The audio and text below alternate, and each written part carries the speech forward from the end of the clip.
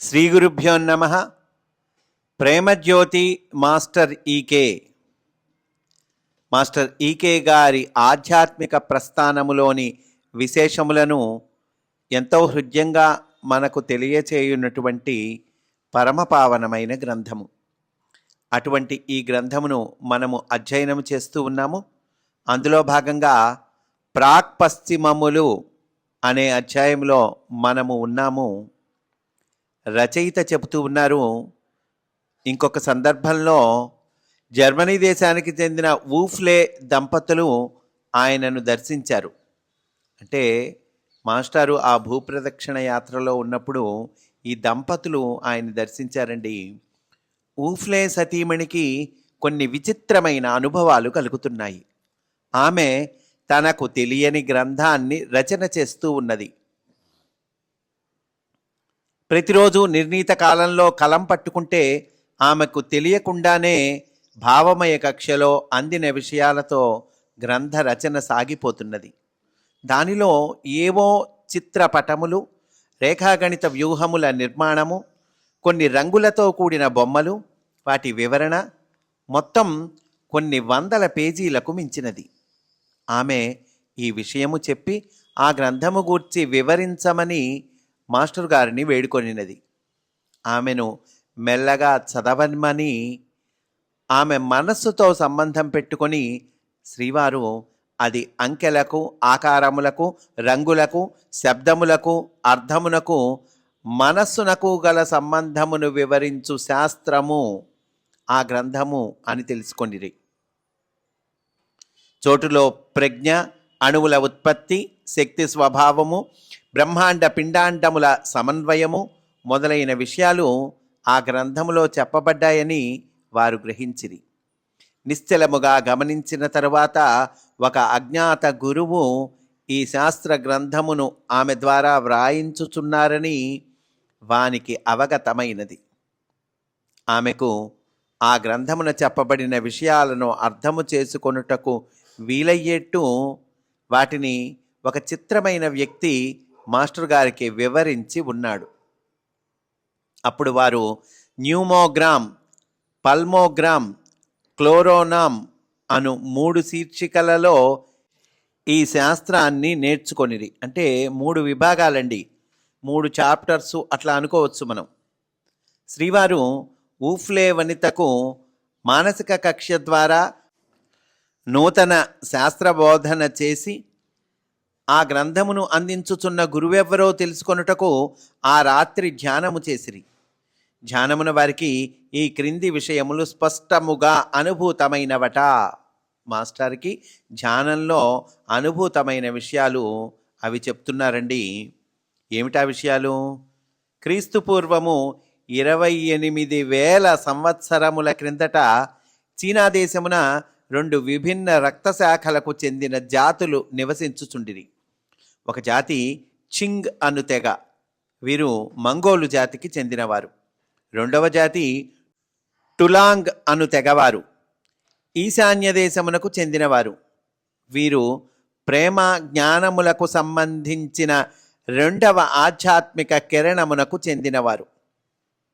వీరి రాజ్యమున పల్లెలు, పట్టణములు, ఋష్యాశ్రమములు ఉండేటివి.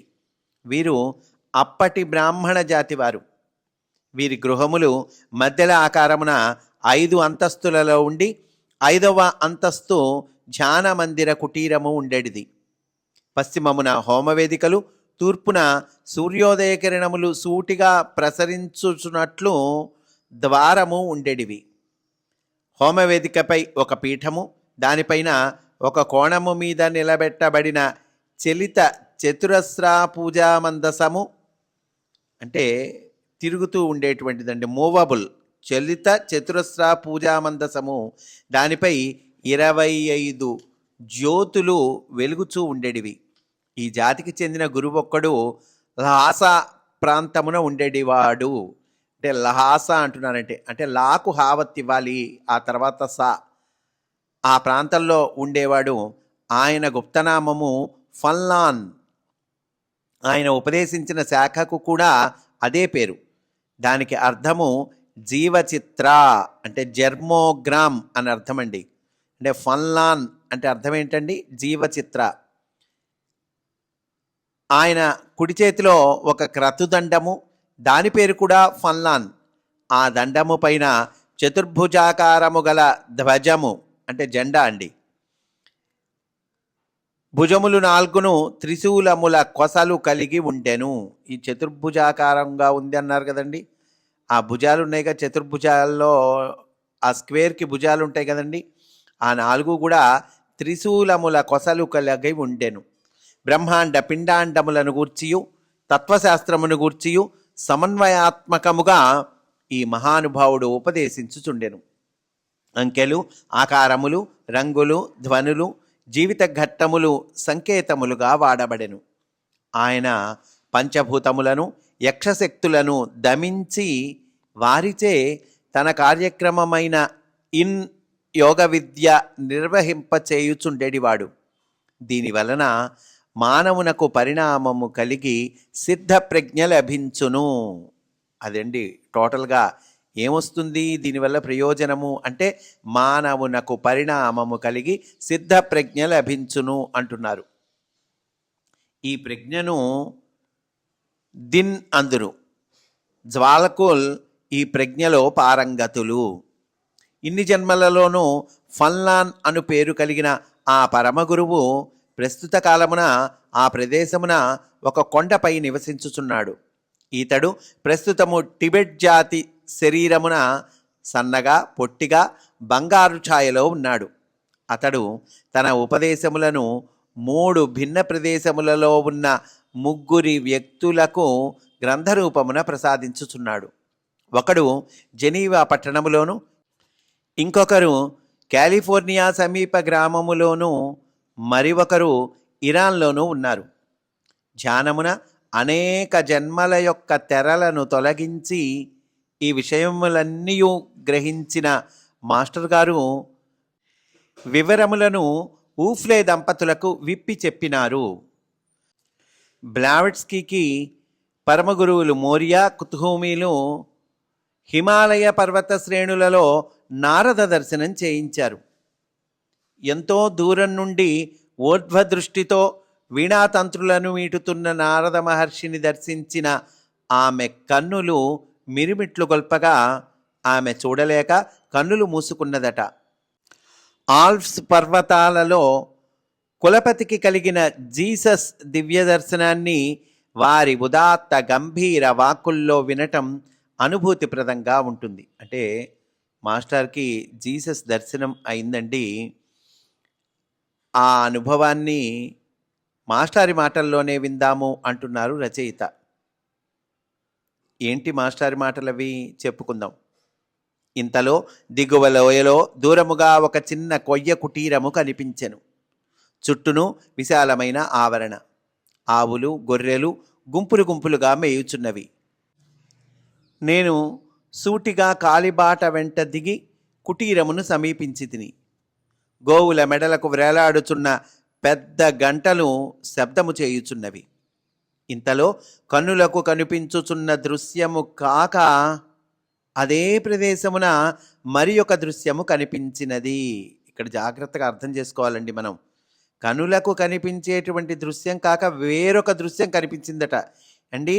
కనులకు కనిపించే దృశ్యం కాక ఇంకేముంటుందండి దృశ్యము అంటే ఇంకా వేరే ప్లేన్లోకి మాస్టారు వెళ్ళారు అని మనం అర్థం చేసుకోవచ్చండి. అదేదో పెద్ద ఆలయ ప్రాంగణము. గుడి గంటలు వరుసగా వినిపించుచు వాతావరణమును ప్రశాంతము చేయుచున్నవి. బ్రహ్మీమయమైన దివ్య చైతన్యము వాతావరణమున నిండి ఉన్నది. ఆకాశము నుండి అనేక కంఠములు ఉచ్చరించుచున్న మంత్రములు, స్తోత్రములు వినిపించినవి. అదేదో అజ్ఞాత భాష. అందలి పదప్రయోగము హీబ్రూ, అరబిక్ భాషలకు సన్నిహితముగా ఉన్నది. ఒక బలిష్టమైన వ్యక్తి తలపాగాతో, భుజములపై వ్రేలాడు జులపాల జుత్తుతో, బిరుసైన గడ్డముతో, చేతిలో కర్రతో నడచి వచ్చుచుండెను. కన్నులు దయారసముతో తళుకించుచున్నవి. నా వంక చూచి మందస్మితము చేయుచు సాగిపోయెను. అతని వెంట 3 వ్యక్తులు నడచుచుండిరి. ఇవి మాస్టర్ మాటల్లోనే మనకు చక్కగా ఇచ్చారండి. ప్రాక్పశ్చిమములు అనేటువంటి గ్రంథంలో ఇంకా చక్కగా వివరంగా మాస్టారు ఈ సన్నివేశాన్ని వివరించారండి. కావలసినటువంటి వాళ్ళు ఆ ప్రాక్పశ్చిమములు గ్రంథాన్ని కూడా వినొచ్చు. ఈ ఛానల్లోనే ఈ ఆడియో బుక్కు, వివరణతో కూడినటువంటి ఆడియో బుక్కు మన ఛానల్లోనే అవైలబుల్గా ఉన్నదండి. ఇంకా చక్కగా వివరంగా కావలసిన వాళ్ళు ఆ గ్రంథాన్ని కూడా వినవలసినదిగా మనవి చేసుకుంటూ ఉన్నాను. ఇక్కడ రచయిత అంటున్నారు, వారికి దర్శనము అనుగ్రహించిన మహనీయుడు ఎవరో ఆయనకు తెలుసు. ఎందుకంటే ఆ అవతారమూర్తి భౌతిక దర్శనం చేయక ముందే క్రిందటి రోజున ప్రార్థనలో ఆయన ప్రేమ స్పర్శ అనుభూతిగా శ్రీవారికి కలిగింది.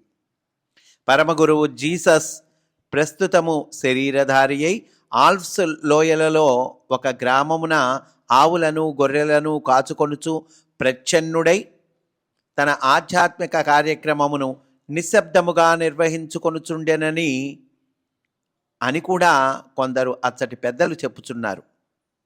ఇంతకుముందు కూడా అతడు ఒక క్రైస్తవ ఫాదరీ రూపమున దేహదారి అయి ఆల్ప్స్లోని ఒక గ్రామముననే రోగులకు ఉపచరించుచు వర్తించెనని కూడా చెప్పుచుండిరి.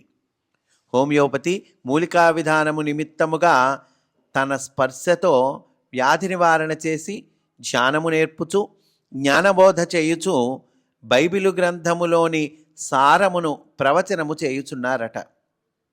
వారిని దివ్య ప్రజ్ఞలోకి మేల్కొల్పుటకు, క్రీస్తు యొక్క అంతర్యామిత్వము రుచిచూపుటకు ఆయన పని చేయుచుండెనట. ప్రస్తుత దేహమున జీసస్ ప్రభువు పాడుచున్న పాటలు హీబ్రూ అరబిక్ భాషలకు సంబంధించిన మంత్రమయ సామలు అనియు వాని వలన గ్రామ ప్రజలు ప్రభావితులగుచున్నారని నాకు ఆ క్షణమున తెలిసినది. గగనము నుండి ఘంటానాదములు, మధుర కంఠధ్వనులు మంత్రముగ్ధముగా నాకు వినిపించినవి అని ఇట్లా మాస్టారు ఆ అనుభూతిని వివరించారండి. ఆ అనుభూతి ప్రార్థనలో పాల్గొనుచున్న వారందరికీ కూడా కలిగినదట. ఇంకా ఇంకో విషయాన్ని చెప్తున్నారు. పరమగురువులు సివివి ప్రపంచమునకు యోగము ప్రసాదించిన శుభదినము మేకాల్డే. ఏ రోజండి ఆ శుభదినము అంటే 29/5/1922. అంటే 1922 సంవత్సరంలో మే 29 ఆ తారీఖున మాస్టర్ సివివి గారు ప్రపంచమునకు యోగము ప్రసాదించిన శుభదినము అంటున్నారు. దీన్నే మేకాల్డేగా పిలుస్తారు. 1972లో ఈ పుణ్యదినమునకు 2 రోజుల ముందు స్విట్జర్లాండ్లోని లియాన్ నగరములో మేకాల్డే ప్రాశస్త్యాన్ని గురించి, సివివి యోగాన్ని గురించి శ్రీవారు ప్రసంగించారట. ఆ దినము శతాబ్దములు శాస్త్రజ్ఞులు కన్న కలలు ఫలించనున్న మహత్తర దినము. నాటి రాత్రి చంద్రమండలము నుండి భూమికి అమెరికా వారి ఆస్ట్రోనాట్ అంటే వ్యోమనౌక దిగివచ్చుటకు నిర్ణయింపబడినవి. భౌతిక శాస్త్రానికి తెలిసినది అంతవరకే. అంటే 1972 సంవత్సరంలో విషయాన్ని చెప్తూ ఉన్నారండి. ఆస్ట్రోనాట్ దిగి రావడానికి నిర్ణయింపబడింది. అయితే ఇక్కడ ఏమంటున్నారు, భౌతిక శాస్త్రానికి తెలిసినది అంతవరకే. తెలిసిన ఆ విజయానికి మించిన ఆధ్యాత్మిక ప్రాముఖ్యమును వారు తన ప్రసంగములో ఈ విధంగా వివరించారు. అంటే మాస్టారు చెప్పారండి. ఏమని? చంద్రమండలము నుండి దిగుచున్న ఆస్ట్రోనాట్స్ కుండలిని ఆధారంగా ఒక నూతన బ్రహ్మజ్ఞాన ప్రజ్ఞను ఉన్మీలనము చేయగల చైతన్యాంకుర బీజము పరమగురువులు చంద్రమండలము నుండి భూమికి పంపుచున్నారు. దానితో వివిధ గురు పరంపరలకు చెందిన శిష్యులలో జీవసేవ చేయుచున్న ముఖ్యులకు 14,400 మందికి ఈ ప్రజ్ఞాంకురము ఉపదేశింపబడును. ధ్యాన మార్గమున పరమగురువులు సాధ్యమైనంత మందికి బుద్ధియోగము చేయుదురు. తత్ఫలితంగా బహుదేశములలో భౌతిక ప్రజ్ఞలు ఆధ్యాత్మికముగా మేల్కాంచి విశ్వకళ్యాణమునకై ప్రవర్తింతురు. విధ్వంసనాత్మకములగుచున్న విధానములు రాబోవు 7 సంవత్సరములలో విచిత్రమైన పరిణితి చెంది స్వధర్మానుష్ఠానమునకు మానవ శ్రేయస్సునకు దోహదమిచ్చును. అట్టి దినము భూదేవి యొక్క ఆధ్యాత్మిక చారిత్రక ఘట్టములలో ప్రాముఖ్యము వహింపగలదని కులపతి ఉపన్యాసమున పలికిరి. మేకాల్డేకు ముందు ఆషాఢ పూర్ణిమ రోజున మాస్టర్ ఈకే గారికి కరోల్ సతి ఒక టేపు రికార్డు ఉపన్యాసము వినిపించినది. అది పరమగురువు మోరియా తన శిష్యుని కంఠధ్వనితో స్వయముగా చేసిన ప్రసంగము. దానిలో 14,400 మంది శిష్యులకు భూమిపై నూతన చైతన్యము కలిగించుటకు పరమగురువులు దీక్షనిచ్చుచున్నారని ప్రవచింపబడినది. ఇదే విషయము మాస్టర్ ఈకే కొన్ని నెలల క్రితం వాల్తేరులో చేసిన ప్రసంగంలోనూ క్రిందటి రోజున చేసిన ప్రసంగంలోనూ కూడా వివరించారు. మాస్టర్ సివివి చంద్రమండలం మీద మానవుడు కాలు మోపేదాకా తమ యోగం రహస్యంగా ఉండాలని ఆదేశించారట. సామాన్యంగా వారి పలుకులు పొడుపు కథల్లాగా ఉంటాయి. భూగ్రహములోని వంకరలు సవరిస్తాను, శని కర్తవ్యాన్ని చేపట్టి శనిగ్రహానికున్న అపకీర్తిని పోగొడతాను లాంటి వాక్యాలు వారు పలికిరి. భూలోకములోని వంకరలు అంటే మానవ భౌతిక శరీరములోని లోపాలని వారి తాత్పర్యం. సమర్పణ ద్వారా భృక్తాన్ని అంటే కర్మానుభవాన్ని రహితం చేసి తమ యోగ మార్గం ద్వారా దాని క్లిష్టతను తొలగించి శనికున్న చెడ్డ పేరు పోగొడతానని వారి మాటలలోని గూఢార్థం. కుంభకోణంలో కావేరీ తీరాన మాస్టర్ సివివి శిష్యుల చేత కొన్ని చిత్రమైన సాధనలు చేయించేవారట. ఎర్రటి మండుటెండలో కాలుతున్న ఇసుకలో ఒంటికాలు మీద నిలబడి సాధన చేసే శిష్యులకు చక్కని ధ్యాన స్థితి కలిగి చల్లగా హాయిగా ఏసీలో ఉన్నట్లు ఉండేదట. అలాగే శీతాకాలంలో ఎముకలు కొరికే చలిలో కుత్తుకబంటి నీళ్లలో నిలబడి ధ్యానం చేస్తుంటే హాయిగా వెచ్చగా ఉండి ఆనందం కలిగేదట. చంద్రమండలం మీద మానవుడు కాలు మోపే నాటికి పరమగురువుల కార్యక్రమ నిర్వహణ చేస్తున్న ఈకే గారి ద్వారా తన యోగం విశ్వవ్యాప్తము అవుతుందని వారు సూచించారని భావించటం ఏమాత్రం సత్యదూరం కాదేమో అని అంటూ ఈ అధ్యాయాన్ని పూర్తి చేశారండి. మనం కూడా ఈరోజు ఇక్కడితో పూర్తి చేసుకుందాం.